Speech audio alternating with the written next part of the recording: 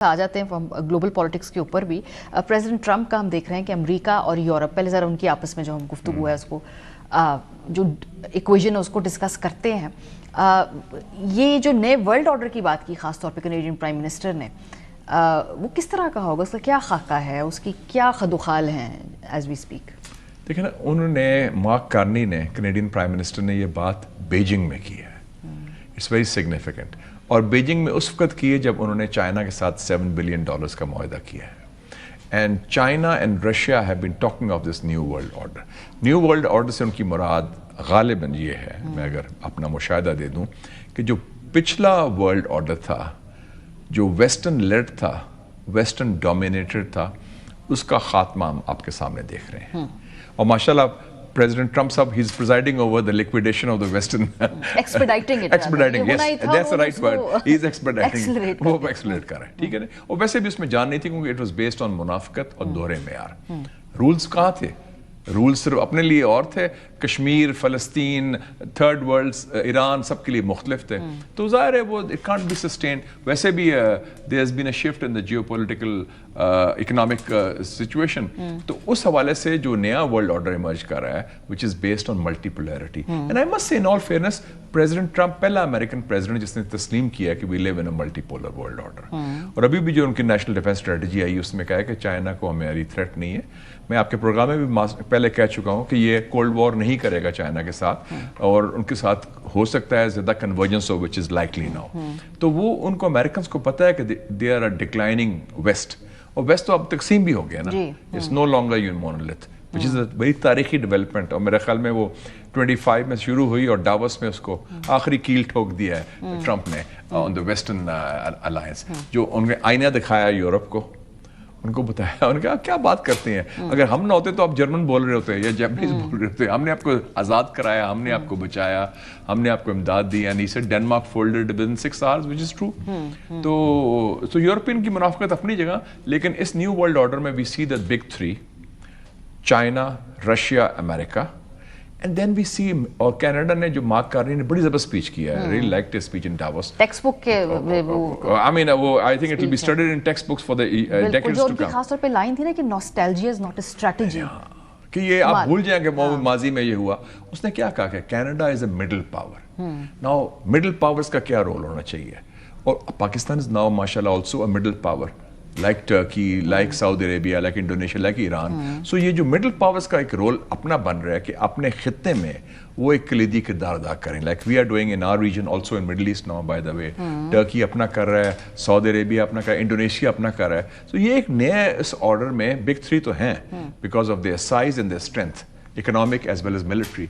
लेकिन जो middle powers का रोल बढ़ेगा, देख सऊदी अरेबिया, तुर्की है, पाकिस्तान, तुर्की है, आज़रबाईजान, इंडोनेशिया, पाकिस्तान, और डिफेंस प्रोडक्शन भी हो रही है और चीज़ें हो रही हैं। So this is a new emerging reality.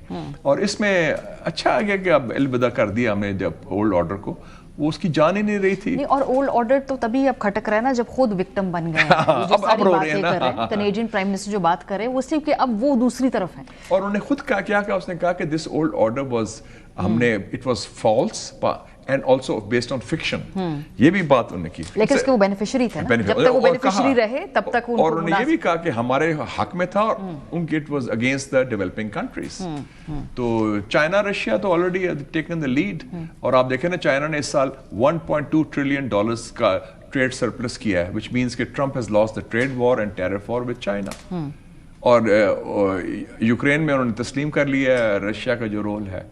तो और पूरी काया पलटती गई है। एक साल पहले एक और सिचुएशन थी, अब एक और सिचुएशन। लेकिन प्रेसिडेंट ट्रंप का तो थ्रू आउट उनका ये नैरेटिव रहा था कि वो नई जंगें शुरू नहीं करेंगे। 2026 में उन्होंने बहुत सारे इकट्ठे महाज खोल लिए। ये मैं समझता हूँ कि इसमें एक बड़ा खतरा है, और ट्रंप का political future is linked with this thing. क्या वो, and he started off as not as a war monger, जंगजू नहीं, और नो कोल्ड वॉर, और कोई नई जंगें नहीं, और ताल्लुकात बेहतर करना। लेकिन अब लगता है कि इजरायली लॉबी उस पर बड़ा दबाव डाल रही है, खासकर नेतन्याहू। और अगर वो उनकी पॉलिसी होगी Israel first rather than America first, तो मेरे ख्याल में ये अगले इस साल इलेक्शन भी आ रहा है, मिड टर्म का अमेरिका का, Trump will lose very badly, उसका अपना बेस भी उसके खिलाफ हो जाएगा कि ये स्टीव बैनन है, वो टकर हैं, टकर कार्लसन है, मार्जी टेलर ग्रीन है, ये सारे लोग जो हैं वो मेगा के हैं, मेक अमेरिका ग्रेट अगेन, वो तो कहते हैं इसराइल का आप लॉबी की बात कर रहे हैं, और इसराइल लॉबी ने थ्रू एप्स्टीन फाइल्स उसको डरा के रखा हुआ है, जरा ब्लैकमेल भी कर रहे हैं। लेकिन ये सारा तो प्रेसिडेंट ट्रम्प की शख्सियत के इर्द हिंज कर रहा है ना, इवन बोर्ड ऑफ पीस भी है। जी जी बिल्कुल। ये जो मिड टर्म इलेक्शन में वो उनको कितने ताकतवर होते हैं, कितने कमजोर होते हैं, तो ये जो भी डैमेज कह लें, ये परमानेंट है या ये रिवर्सिबल होगा अगर प्रेसिडेंट ट्रम्प नहीं होंगे तो? जो मेरे ख्याल में इतना आसानी से रिवर्स नहीं होगा, क्योंकि काफ़ी इम्बेड कर दिया है और ताल्लुकात में काफ़ी दरारें तकसीमें आ गई हैं। और ट्रम्प जो है ना, देखें ना, he is a very strong leader, उसने इसका जो काबू किया हुआ है, he is driving it single handedly. और ट्रम्प बोर्ड ऑफ पीस का जो भी बात उसने की, आप देखें कि 2 साल से चल रहा था दिस मैसेकर, गाजा और जेनोसाइड, यूएन फेल हो गया, हमारे मुस्लिम कम्युनिटी भी माशाल्लाह फेल होगी, ओआईसी ने, ठीक बात। ट्रम्प ने जो भी he stop the killings, at least the genocide, at least killings तो अभी भी चल रही हैं इक्का दुक्का, लेकिन जेनोसाइड तो उसने रोका ना, और एक प्लान तो दे दिया और किसी ने दिया नहीं, तो उसकी वो हिम्मत है कि कैन ड्राइव दीज थिंग्स। और जिस डावोस में उसने यूरोपियंस को साइडलाइन किया कि जनाब छोड़ो, कम टू द टेबल, और कोशिश कर रहा है। और इस साल आप देखेंगे he is going in April to China, और शी जिनपिंग भी जा रहे हैं उधर अपना अमेरिका इसी साल। तो I see a better closer understanding between America and China on a number of world issues. Ukraine के अलावा कोरिया का है और हमारे खत्ते में भी, and I think you will see pressure from these 2 countries on India also कि Pakistan India normalisation करे। और इस साल बुली है या कोई ताकतवर होता है, वो फिर ताकत की ही रिस्पेक्ट करता है। हाँ। वो सिर्फ ताकत को ही समझता है, से कमजोर को कुछ नहीं समझता। वो 2 चीजों की रिस्पेक्ट करता है, एक ताकत की जो फौजी ताकत हो या इक्तिसादी ताकत, जो चाइना में है फॉर एग्जाम्पल या रशिया में है, दूसरा पैसा, who have got lot of money, जैसे अरब्स के पास है जिन्होंने $2 ट्रिलियन दिए। सो और या फिर विनर्स को रिस्पेक्ट करता है, like we are seen as winners vis-a-vis India.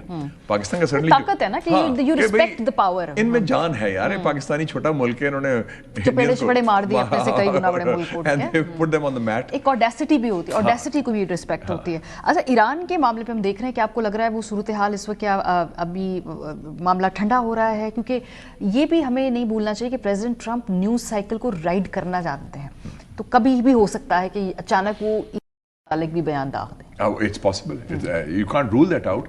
लेकिन ओवरऑल जिस तरह जा रहा है कि ईरान के बारे में देखें जी, मेजर मुस्लिम कंट्रीज ने तो बड़ा क्लियर स्टैंड लिया ईरान के साथ, और पहली दफा अरब कंट्रीज में ये फीलिंग हुई है कि Israel is the bigger threat than Iran. Majority ने, सब ने रोका।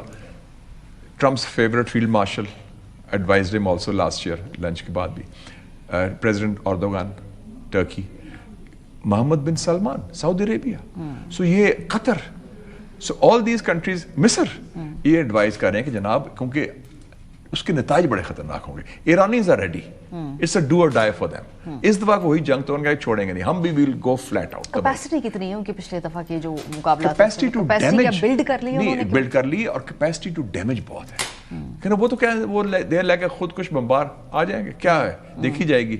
It's about survival of the Islamic revolution. तो उनके जो मिसाइल्स हैं, लास्ट टाइम दे क्रॉस्ड इजराइल, और अमेरिका के 20 ममालिक में 40,000 फौज है। स्ट्रेट्स ऑफ हॉर्मस बंद हो गया, 2 शिप्स पर हमला हो गया, और प्लस उनके कुछ यार दोस्त भी हैं हूतीज वगैरह यमन में भी। तो ये ऑल आउट वॉर जो है, इसके नतायज बहुत खतरनाक होंगे अमेरिका के लिए। एंड ट्रम्प को ये बावर करा जा चुका है कि आपको Iran is no Venezuela. Venezuela में तो CIA ने पैसा दिया उनके सिक्योरिटी चीफ को और उनके कुछ फौजियों को, और उसको एक्सट्रैक्ट कर लिया। और जो लोग मारे गए वेनेजुएला में कौन थे? 32 Cuban guards, they fought, loyalist जो थे। बाकी तो बिक गए थे।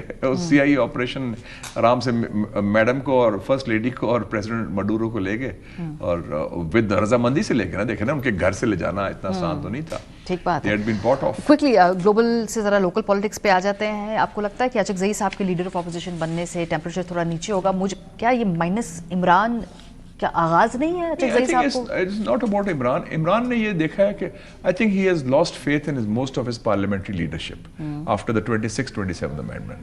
اور انہوں نے اعتماد کیا ہے دو لوگ جو جس کو وہ ٹرسٹ کرتا ہے، اسپیشلی وہ سینیٹر ناصر عباس صاحب، leader of the senate opposition, اور leader of the national assembly opposition. دونوں یہ ایکسپیرینسڈ لوگ ہیں، اسٹرانگ لوگ ہیں، پرانے سیاستدان ہیں. میرے خیال میں یہ کم سے کم اچغزئی صاحب کا ایک بڑی کوالٹی ہے کہ he is the favourite of not just Imran Khan but also favourite of Mian صاحب. تو وہ دروازہ بھی، اور آلسو زرداری صاحب سے بھی ان کے اچھے تعلقات ہیں، تو وہ دروازہ بھی کھل جائے گا پولیٹیکلی. لیکن یہ پولیٹیکل بلف بھی تو ہے نا، بیکاز اگر ہم پی ایم ایل این کے پرسپیکٹیو سے سوچے تو انہوں نے کہا جی آپ بن جائیں leader of opposition, Imran Khan صاحب کو سمجھا لیں. خان صاحب کو سمجھانا اتنا آسان تو نہیں ہے. تو اچغزئی صاحب اور عمران خان صاحب کیا لانگ ٹرم ساتھ چلتے نظر آ رہے ہیں؟ انہوں نے کہا تو ٹھیک ہے کر لیں، یہ بھی کر کے دیکھیں. اس وقت جو سب سے طاقتور قوت ہے اور سب سے مقبول قوت ہے، ان کے جو فاصلے اب دوریاں کم کرنی ہوگی. Because we have entered a situation جب اس کو ضرورت ہے Pakistan needs to settle down politically. دہشت گردی کا ایشو ہو، معیشت کی بحالی کا ایشو ہو، یہ مسئلے حل تو نہیں ہوئے نا. تو اس لیے یہ first thing is temperature down کریں. The country needs a healing touch. اور ایک میرا خیال کھڑکی کھل رہی ہے، آئی سی دیٹ دونوں سائڈ سے. اور عمران خان صاحب is part of the reel, he lives in the real world. ان تو وہ یہ کہتے رہے نا میری تو اسٹیبلشمنٹ سے بات کراؤ. ان کا بھی تو یہی مطالبہ رہا ہے نا کہ میں باقی جوکر سے بات نہیں کروں گا بقول ان کے، یہ چھوڑیں، یہ دے ڈونٹ میٹر، فارم 47 کے پیداوار ہیں. تو وہ ان کا ایشو وہ ہے. اینڈ آئی تھنک دیٹ ایک آفٹر ہوتے ہیں نا 7-8 راؤنڈز ہو جائیں ورلڈ ہیوی ویٹ باکسنگ میں، تو دونوں سائڈ تھک جاتے ہیں کیونکہ وہ ہوا ہے. انہوں نے بھی وہ بھی کھڑا ہے، اپنے سب نے مکے چلا لیے ہیں. وہ قیدی نمبر 804 اپنے ادھر سیل میں کھڑا ہے، یہ ادھر اسٹیٹ پاور ہے اور وہ اسٹریٹ پاور انہوں نے موبلائز نہیں کر سکی. لیکن ایک پن پرکس تو ہے نا نیوسنس ویلیو، کسی وقت بھی وہ چیلنج کر سکتے ہیں، پولیٹیکلی چیلنج کر سکتے ہیں. تو آپ کہہ رہے ہیں I think that better sense will prevail. کیونکہ اگر آپ ڈاکٹر جے شنکر سے ہاتھ ملا رہے ہیں جنہوں نے آپ پر حملہ کیا 3-4 سال پہلے، آپ دہشت گردوں سے بات کر رہے تھے کابل جا کے، آپ کے جرنیل بھی اور آپ کے سیاستدان بھی، تو اپنے لوگوں میں بات کرنے میں کیا قباحت ہے. صحیح. بہت شکریہ مشاہد حسین سعید صاحب پروگرام میں ہمارے ساتھ تھے. بریک